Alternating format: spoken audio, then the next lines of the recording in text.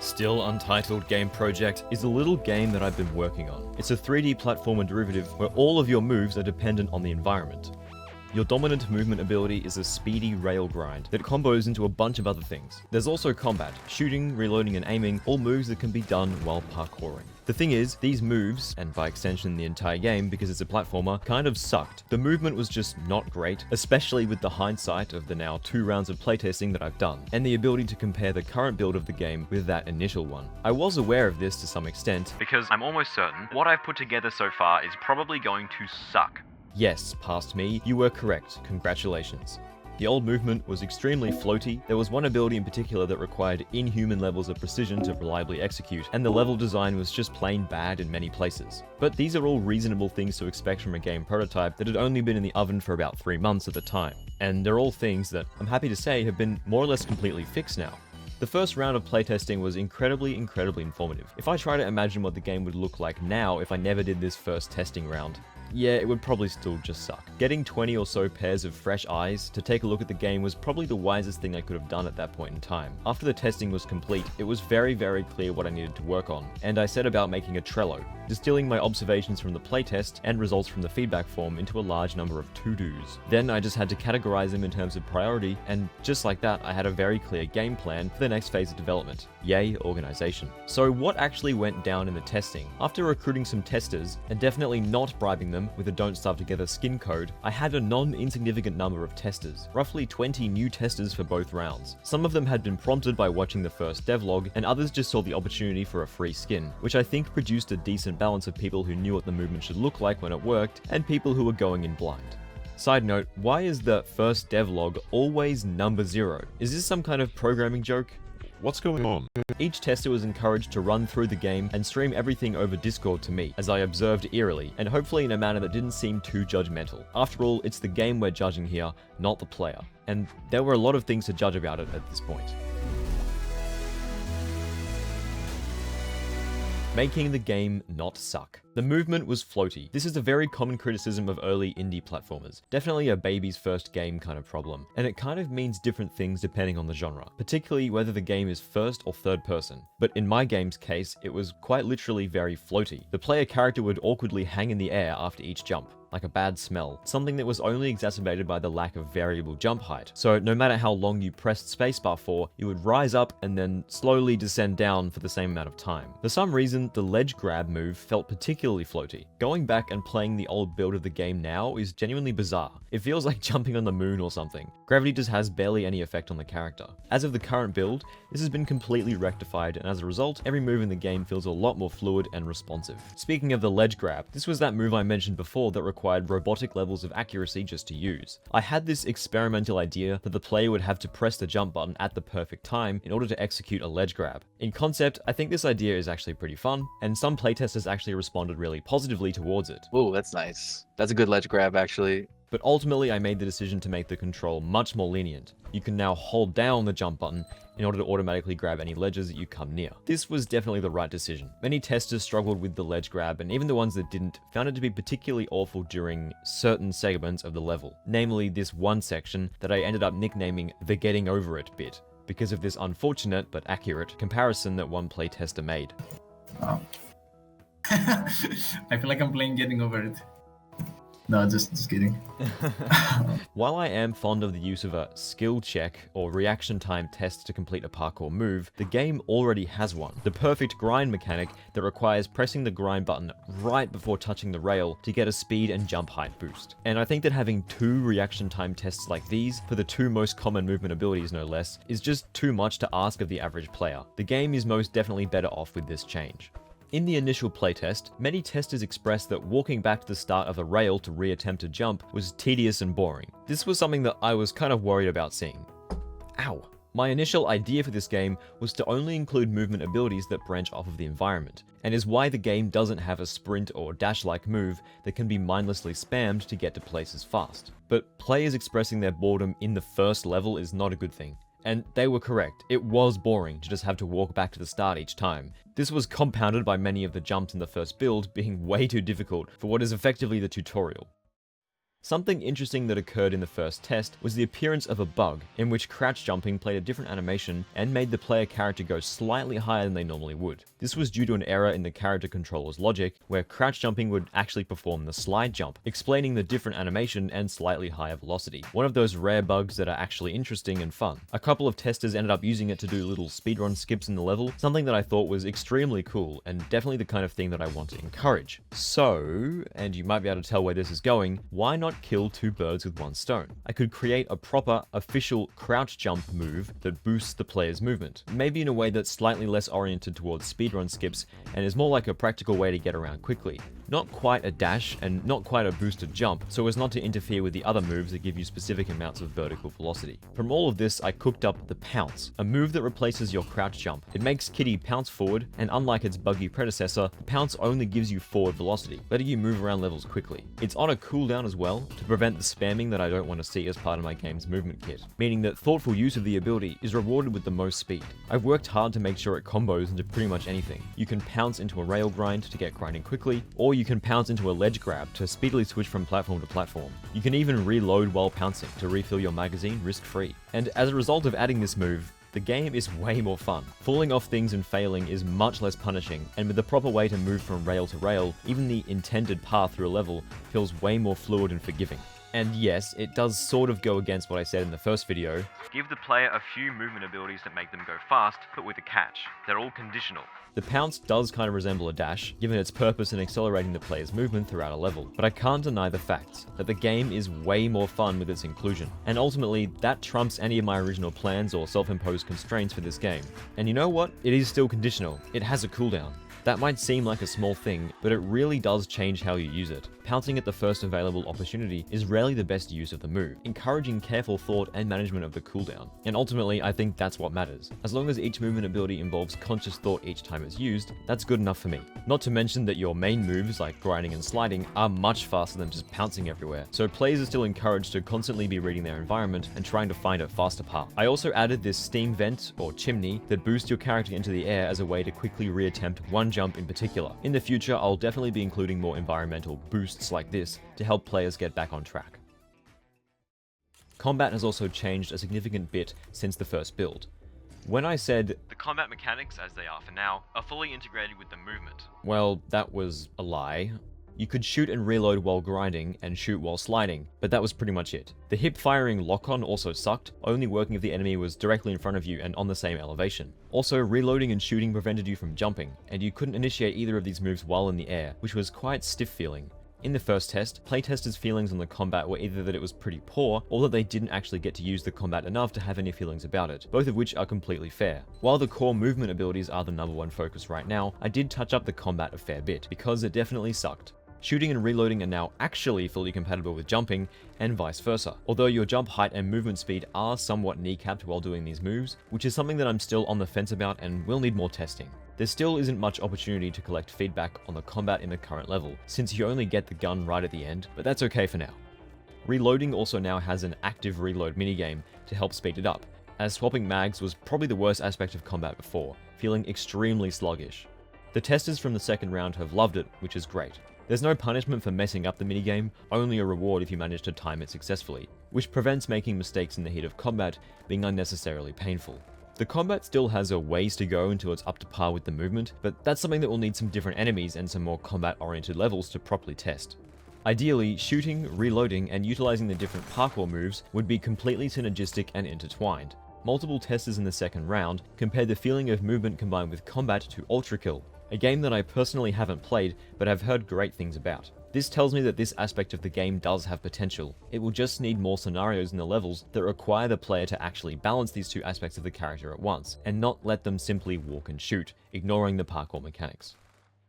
The biggest issue with the movement mechanics right now, after the second round of tests, is the slide. Sliding is the thing that playtesters most consistently get stuck on, and I haven't been able to fully work out why. The thing is, the sliding mechanics are definitely weird and fairly unique to this game, don't get me wrong, but so are the grinding mechanics. And so far, every single tester except one, yes, all but one of them, have gotten the hang of the grinding movement at least enough to complete the first level, which is a huge win. But it does make me wonder why they're sometimes not grasping sliding as well. After examining my level design, I think it's that there are more opportunities for players to experiment and become comfortable with the grinding mechanics. Right after players get the grind board and grind over the first rail, there's this room containing a bunch of grind rails for them to test out the mechanic on. No enemies, no full hazards, no stakes at all. Just a stress-free zone to pretend you're Meowny Hawk for a bit and grind around. The slide mechanic doesn't really have an equivalent to this room. Plus, after players learn the slide, there's a decent bit of time before they're required to use it again in order to proceed. This is opposed to the grind, which is required to slide, meaning that every slide tutorial also hammers home the grinding ability, which probably explains why players are generally way more confident with grinding than with sliding. Jeez, take a shot every time I say slide. I think the fact that the game introduces all of the core movement abilities kind of all at once might also be a contributor. A couple of testers expressed that they felt overwhelmed, especially when they were being taught the slide jump when they hadn't really mastered the slide itself yet. So I think what I'm likely going to do is actually push the slide jump gate to the next level, and just focus on hammering home the slide by itself in the tutorial. Another issue is the control for sliding. A few people expressed issues with pressing shift, the default bind to grind on PC, and control at the same time. This was honestly kind of a surprise for me. I'm not trying to say that it's invalid to have that difficulty, but it was never something I even considered when designing the control scheme. It's probably because I grew up playing Minecraft that I've always just been used to pressing these two buttons at the same time. Having to rebind the controls of the game because you can't really press the two buttons for literally the most essential movement abilities is not a great feeling, so I definitely want to rectify this. I think that C would be a pretty good alternative. I've tried playing around with it myself and it feels pretty alright. Definitely let me know your thoughts on this matter in the comments section, especially if you're not a pinky destroying shift and control pressing gamer. I think the best solution would be to allow dual bindings for controls and add control and C to the default crouch/slide bind, but that would require a significant rework of how the control bindings work under the hood, which is not something I'd be looking forward to. Finally, there are a few problems with the level design. The worst offender was the getting over it section I mentioned before, but another part of the level, which I began to call the chimney jump, also proved to be particularly testing of some players' patience. This jump was kind of meant to be the ultimate test of the players' skills so far. They had to juggle a couple of grinds and then execute a pretty much perfect slide jump in order to gain enough height to make it across the gap and to the base of this giant smokestack. I think it's pretty clear why it was too much. For one, this is the first level, which definitely doesn't need to contain any sort of ultimate test. It was also just overly tedious, since if you fell off, you'd have to make an extremely long walk of shame to reattempt the jump. Many testers even found that just jumping off the building and letting the game respawn you was faster than enduring this. And the jump itself was just poorly set up. You had to grind across a gap to even get to the main jump, and even then there wasn't really enough space to start sliding before being able to comfortably perform a slide jump. In the current build, this section is toned way down, and pretty much no testers have really struggled with it, which is great. Even so, the chimney jump will likely get reworked again if I end up pushing back the slide jump introduction to the next level, and focus on just sliding in the first. Aside from that, the only remaining problems are some fairly minor things, like some platforms being too small and hard to jump on for basically no reason, but those are pretty simple to fix. This is pretty exciting to be honest, and means that soon I can start designing some different levels, which should be a lot of fun. What's next? As you can probably tell, repeatedly testing my game and using that data to iterate on everything I've been doing is pretty much my holy grail. It's my source of direction in this project and is how I've been working out what I actually need to be working on, and I doubt that will change anytime soon. In the second playtest, every single tester except one managed to complete the prototype level. This is a huge win for me, as in the first test, a couple of players got stuck out of frustration and ended up quitting. A fair few testers did express some minor frustrations with beginning a new grind, feeling that it was inconsistent or unreliable. This is something that I wanted to test in the second build, since I have done some work on how the grinding actually works under the hood, in several attempts to make it less janky, as well as allow support for curved rails. I couldn't be sure by myself whether it was actually more difficult to grind, or it was simply because my muscle memory was so used to the old system. But because a bunch of the new testers who hadn't played the game before found it hard, well, that definitely means I'll be revisiting the grind logic and making it a bit more lenient. That and the sliding were the biggest gripes that testers had. Aside from those, the next thing to do is to start designing new levels that really make use of the combat, ideally alongside the movement abilities, like I was talking about before. This will definitely require some unique scenarios, designed to strongly encourage or even force the player to shoot while they rail grind and perform other moves. It will also require some actual enemy designs that shoot at the player or even pursue them, and generally act like more than just static obstacles to avoid. This is something I've been really looking forward to doing. It'll be quite a challenge to create enemies that really drive the player to shoot and parkour at the same time, alongside not being too bullet spongy and actually fun to fight. but it's something that will be required to make this game's combination movement and combat mechanics really shine. And to be honest, it's a challenge I'm looking forward to. I've already had some ideas for a few enemy designs, but I won't go too deep into this topic because it has potential to be its own video someday, as it's probably the biggest thing I'll be tackling soon for this project. One of the biggest disappointments expressed during playtesting was that there was only one level to experiment with, which, to be honest, is pretty good. If the worst thing that someone has to say about this prototype is that there's not enough content, well, that's kind of a win. Community. Finally, I just wanted to talk about the really exciting things that people have already been doing with this game, even though it's in such a primitive state. A few people have been attempting speedruns, and have discovered all sorts of really cool speedrun tech, ranging from micro skips to some less than micro skips, and even some insane movement tech. There's this really interesting tech which has been dubbed the double slide jump, which lets you somehow do 2 slide jumps in a row without needing to actually grind off a rail the second time. This move is genuinely insane, and it's so difficult I can't even replicate it myself. I'm really excited to see people doing this kind of stuff early on, and it's a goal of mine to foster this sort of creativity with the game's moveset as much as I can. This does mean I'm going to have to be really careful not to make certain buildings any higher, or to accidentally patch out things like the double slide jump, which may prove to be difficult seeing as I'm not fully sure how it really works.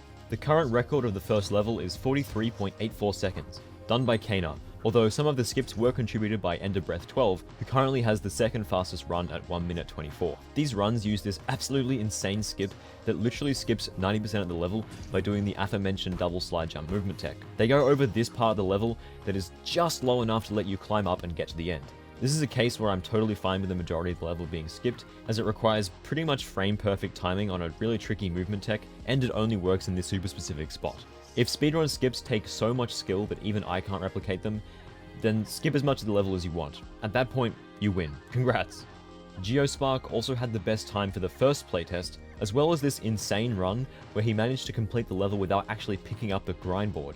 Sadly, this isn't possible anymore, but I just had to shout out this insane run, which used pretty much every trick in the book to skip every chunk of the level that required grinding on a rail. It's pretty exciting to imagine all the crazy things people will end up doing in future levels. Something I really want to do is try designing some levels that are a lot more open than the current one. Maybe not non-linear, if that makes sense, since I think this game will ultimately be limited to linear levels due to scope, but having some areas that are much more open and wide and let the player express themselves with the movement abilities could be a lot of fun. It'd make some nice variation from the first level, which is pretty tight and restricting due to the requirement that it teaches the player all the moves.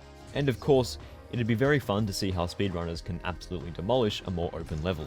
Anyway, the fact that people are finding some depth in this game, even in its rudimentary ass state, is really exciting, and it gives me a lot of confidence that I must be doing something right. And I'm really looking forward to keep working on this project, and to hopefully create many more exciting moments for you guys. I suppose the takeaway from this video is that testing is really important. Yeah, I know, shocking. But what I said about testing being my holy grail is true, and it will probably remain that way for the foreseeable future. Having crab pack codes courtesy of the Clay Creator program definitely helped a lot with recruiting testers, so we'll see how easy it is to get fresh testers in the future without the incentive of a free skin. A massive thanks to Endebreath12 for becoming the first Cathode Child patron. I've just opened a Patreon page for anyone who's interested in this project and would like to support it.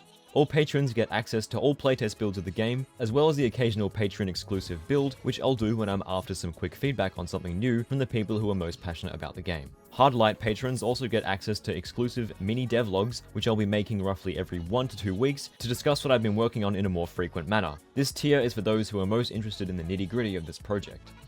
Finally, Cathode Child patrons will get a completely unique, personalized reward inside the game. Because the game project is still so early on, I haven't fully worked out what this will be yet, and because of that there are only 3 slots for this tier at the moment, meaning there are only 2 left. This number will increase in the future when I've reached a point in development where I can start adding this reward to the game. Of course, I'm open to any suggestions to do with the tier structure and the rewards, so let me know if you have any ideas or feedback.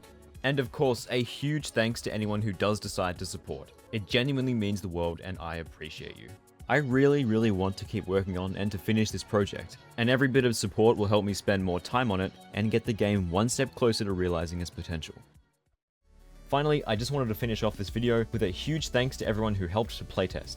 It's really great that there are already people showing some interest in this project, even some who expressed they were more interested in the game test than the free skin, which is really awesome to hear. Sorry to everyone who wanted to help test, but didn't get the opportunity. While testing is extremely valuable to me, it is also quite time consuming, and unfortunately I do have to stop the playtests at some point and continue working on the game and these videos. I promise there'll be more opportunities to help playtest in the future. My Discord server is the #1 place where I'll be posting announcements for this sort of thing. Just grab the playtester role and you'll be notified as soon as there's some new information about the playtests. Anyway, that's about everything for now, so thanks for watching, a huge thanks to Enderbreath12, my first patron, and I'll see you next time.